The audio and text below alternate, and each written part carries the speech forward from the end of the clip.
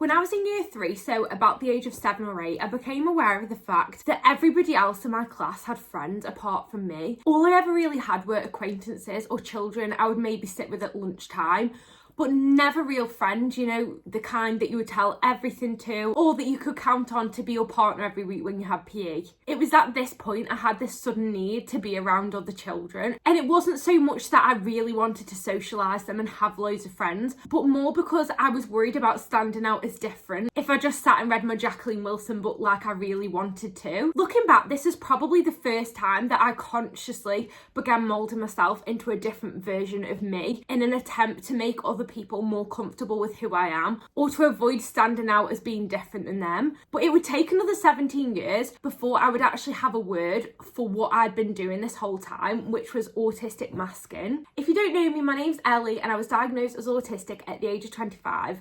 My YouTube is dedicated to talking about all things autism, especially for those that are late diagnosed or high masking. Today's video will be covering everything that you need to know about autistic masking. I'm going to start by talking about why we mask in the first place, and then I'm going to give 5 actionable steps to actually unmask your autism that I also followed during my unmasking journey. Make sure you stick around till the end of the video because this will be the last but most important point that I have to make. So, why do we mask? Like with my own childhood example, masking usually comes from an attempt to try and fit into what society expects of us. At some point, we are all told, whether directly or indirectly, that we aren't enough just as we are. Whether that's being told off by our parents for seeming rude for not wanting to play with the other children, or being told by our teachers in class that we need to participate more because we were too scared to put our hand up, or even being bullied because of our special interests or social approach. If you haven't already, then I'd really recommend you asking yourself why you started masking in the first place.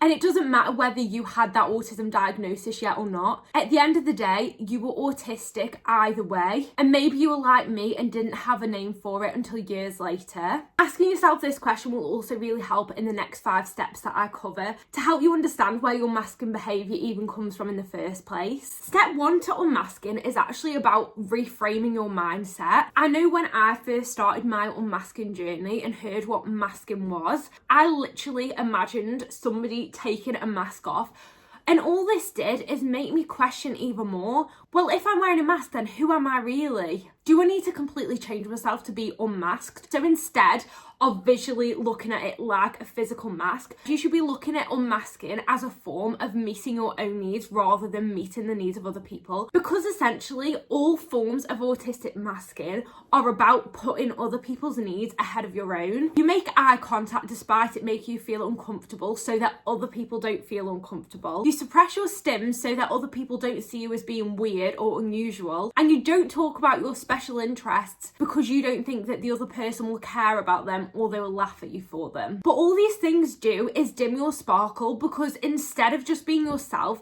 you try to fit yourself into the box that other people want you to fit into to make them feel happy and comfortable. This is one reason why masking in and of itself is so harmful to the mental health of autistic people. Oh, my throat has gone dry. Hang on, guys. That's better.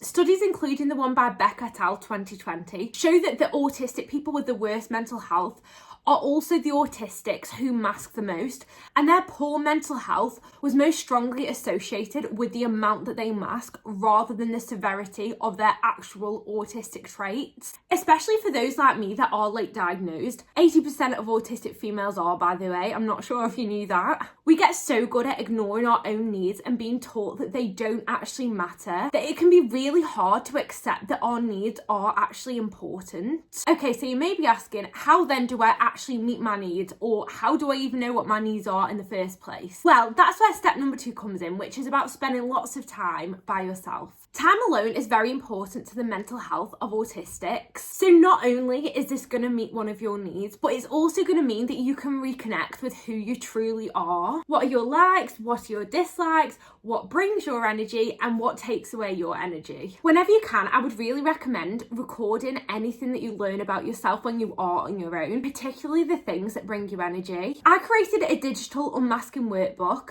and this includes loads of different activities that can actually help you on your unmasking journey. journey, including a whole diary section dedicated to observing who you are on your own and how you learn from this, specifically aimed at understanding your own self-care needs. It's linked in the description below for anybody that's interested in that. Or alternatively, you can create your own list or records of time that you spend on your own. Really observe who your true unmasked self is and what this tells you about yourself. For example, you might become aware of how regulating time and your special interest is, and while usually you don't make time for that, you begin to prioritise that more and more because you understand that that is one of your needs as an autistic. Or you might realise that when you're on your own, you're actually a sensory avoider. So when you are around others, you take sensory aids with you to avoid the overwhelm that you usually feel when you suppress your sensory needs. My foot has gone dead. Oh, any other autistics literally just sit on their feet all the time because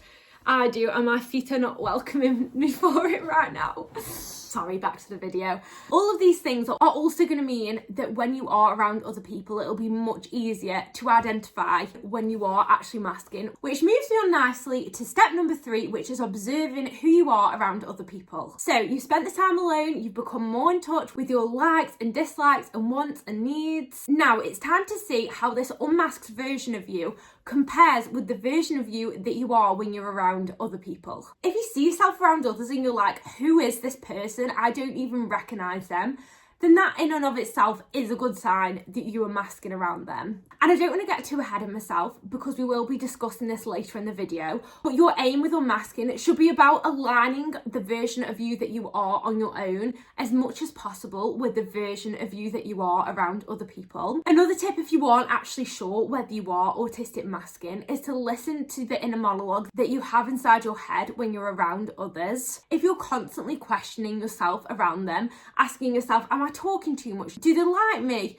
Am I socialising with them in an appropriate way? These are all also signs that you are autistic masking. I know that for me, the times when that inner monologue is at its quietest is also the times when I am masking the least around somebody. I don't know about anybody else, but over the years, especially when I was younger, I really listened to this inner monologue and acted as if it was true, which I personally think is the reason that I was so high masking. I'd be having a conversation with somebody and the inner monologue in my head would be telling me that that person didn't like me.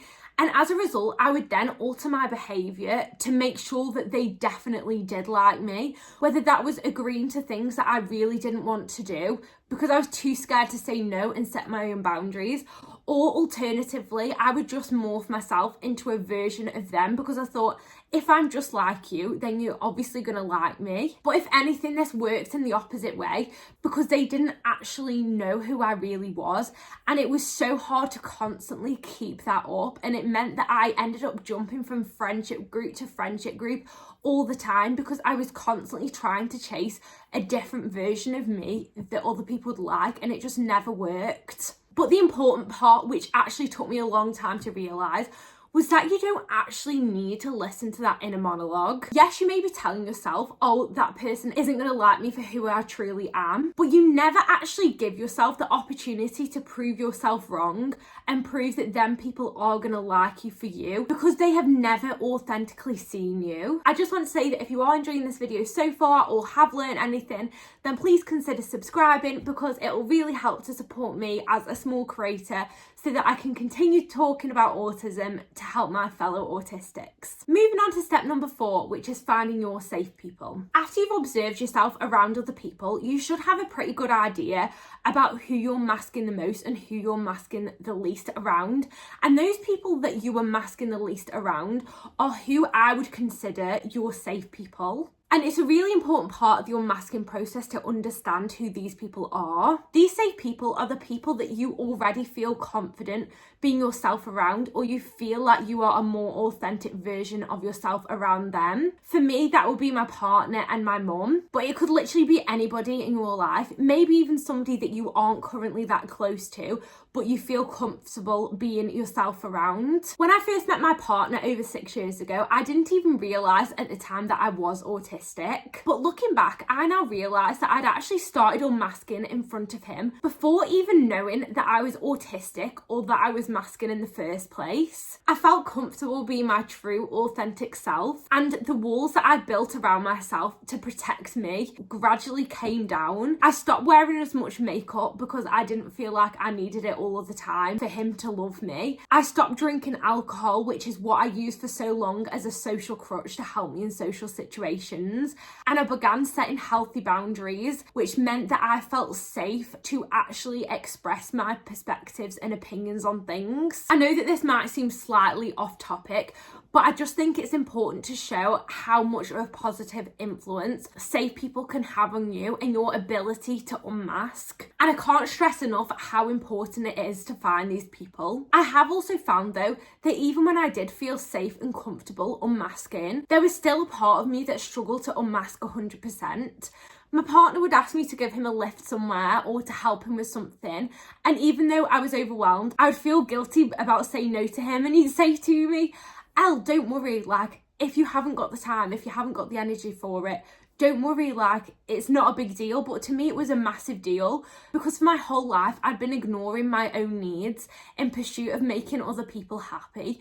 So it felt really, really difficult to come to terms with the fact that there was somebody there telling me that my needs were okay and that they were valid. And it just goes to show that sometimes you can be around the safest person in the world, but you still struggle. This is because when you've spent your whole life ignoring your needs, it becomes hard to accept that them needs are actually valid and them needs are actually okay. So to unmask around these safe people even more, try to make a list of healthy boundaries that you can set, and regardless of whether you feel guilty for them things, you do them things anyway. It could literally be as simple as saying no to something instead of overcommitting yourself just to keep the other person happy. You may even want to take note of any of these unmasking examples. I would recommend maybe sticking to about 3 different masking activities a day, and every time that you do one of these, you write down how it made you feel before and after, what actually happened. Did the other person go mad at you because you said no? Were they accepting of it? And you may even be surprised at how well then people respond, because at the end of the day, the people that actually care about you will understand why you need to have healthy boundaries and respect the fact that you need to meet your own needs. The more you do this around your safe people, the easier it'll then be to unmask around people that you aren't as close to as well. So last but not least, step number 5 is unmasking around everybody else. You may have noticed from the last 4 steps, but these are all basically the foundations